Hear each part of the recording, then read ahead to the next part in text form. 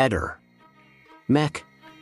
Pallister. Capitolo 7. Misteri portati alla luce e altre scoperte personali.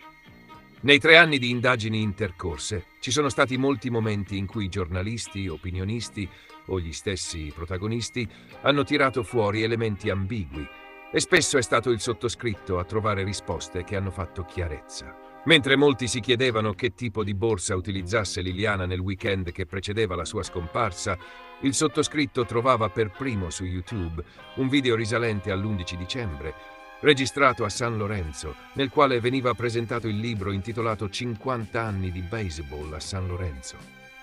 In questa occasione si nota Liliana seduta tra il pubblico e ha con sé la famosa borsa con le mappe marcata Alviero Martini. Nelle settimane seguenti, questa scoperta verrà ripresa dalle principali televisioni che in alcuni casi manderanno anche in onda spezzoni del video.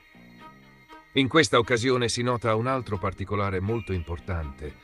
Sebastiano, che nell'occasione specifica è stato chiamato per effettuare video e fotografie dell'evento, ha installato vari dispositivi audio-video nella sala.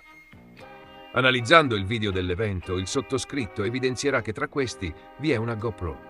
Questa scoperta contrasta con la sua storica dichiarazione secondo la quale il 14 dicembre, giorno della scomparsa di Liliana, va in giro in bicicletta per capire come funziona la GoPro.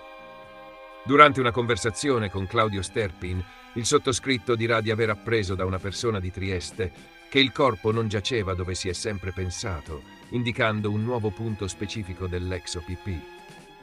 Qualche giorno dopo, lo stesso Claudio verrà ripreso dalle televisioni mentre depone delle rose ad alcuni metri dalla zona posta sotto sequestro durante le indagini. Quando verrà fuori ufficialmente che il punto utilizzato da Claudio è il vero punto in cui giaceva il corpo di Lilly, tutti gli chiederanno come facesse lui ad avere già questa informazione. La sua risposta, me l'ha detto uno youtuber, verrà ripresa da molte trasmissioni TV, tra le quali Quarto Grado. L'unica testimone ad essere certa di avere visto Liliana la mattina del 14 dicembre prima che sparisse è la fruttivendola di via San Cilino, Iva Druzetić. Nel tentativo di collocare con certezza il suo ricordo alla data della sparizione, Iva affermerà che la sua certezza nasce dal fatto che quel giorno ci fossero le nuvole. Pertanto, fuori fosse una giornata poco luminosa. Anche in questo caso, grazie al lavoro del sottoscritto, è stato trovato il modo per contrastare e smentire tale affermazione per mezzo del sito pss.barcolana.panomax.com, barcolana.panomax.com, in cui è presente un archivio di riprese di webcam. Andando alla data del 14 dicembre 2021, si poteva constatare, visionando le riprese da prima dell'alba fino a oltre il tramonto, che per tutta la mattina su Trieste splendesse il sole e le nuvole sopraggiungevano solo dopo l'ora di pranzo. Nell'aprile del 2022, il sottoscritto verrà a sapere, per mezzo di fonti dirette, che alla vigilia della scomparsa vi fossero delle tensioni tra Liliana e Sebastiano. La mia anticipazione verrà ripresa anche dal sito triestino Trieste Café. Nella puntata di Quarto Grado di venerdì 17 gennaio 2025 si parla di un lampione posto a pochi metri dal punto in cui fu ritrovata Liliana. Viene dichiarato che la legale di Veronica, Federica Obizzi, ha segnalato agli inquirenti una testimonianza secondo la quale su questo lampione era stato apposto del nastro isolante. Viene così ipotizzato che la finalità di questa operazione fosse quella di permettere a chi stava occultando il cadavere di agire senza essere visto. In questo caso, andando a verificare con Google Maps, il sottoscritto troverà delle foto del gennaio 2022 che dimostrano l'assenza di nastro isolante. Il 14 dicembre mattina si noterà transitare più volte uno scooter nello stesso spazio temporale in cui Liliana transita prima che si perdano le sue tracce. In molti si interrogheranno sulle reali intenzioni che portassero il pilota lì e di conseguenza chi potesse essere. Nel maggio 2024 il sottoscritto riceverà una segnalazione da Trieste, grazie alla quale sarà possibile identificare il numero di targa e il proprietario. In seguito alle ricerche effettuate da me stesso, è possibile scoprire che un individuo dal cognome omonimo di quello di Sebastiano produce del miele, elemento molto importante, in quanto sul corpo di Liliana sono stati trovati dei semini gialli, ipoteticamente riconducibili a polline. Messo al corrente di questa informazione, Claudio la rivelerà in diretta Mattino 5, citandomi come fonte. Ci sono state altre occasioni in cui i media citarono il sottoscritto in modo diretto.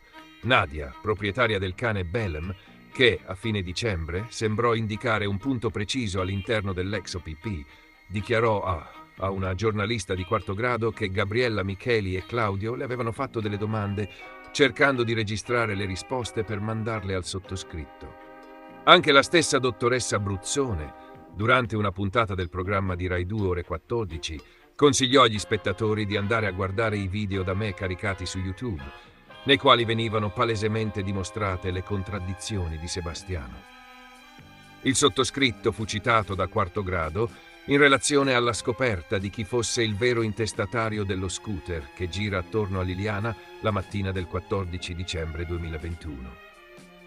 Fu il sottoscritto a notare che mentre Liliana gettava la spazzatura, un uomo con fare losco arrestava la propria camminata specchiandosi nel finestrino di un'auto, nell'apparente attesa che la donna riprendesse il proprio cammino. Liliana e Gabriella Micheli riprese la mattina del 14 dicembre. Nesce7.2, Lilli e il circo mediatico. Il procuratore Antonio De Nicolo il 3 settembre 2022 attacca la stampa e i social definendo tutto ciò che ruota intorno alla scomparsa di Liliana un circo mediatico. In realtà è proprio a questo circo mediatico e al grande interesse del pubblico che non è stato possibile per chi indagava archiviare l'indagine come suicidio. Gli stessi giornali triestini hanno provato ad attaccare l'interesse dei social, come si può evincere anche dall'articolo pubblicato da Trieste Prima, in data 13 dicembre 2022.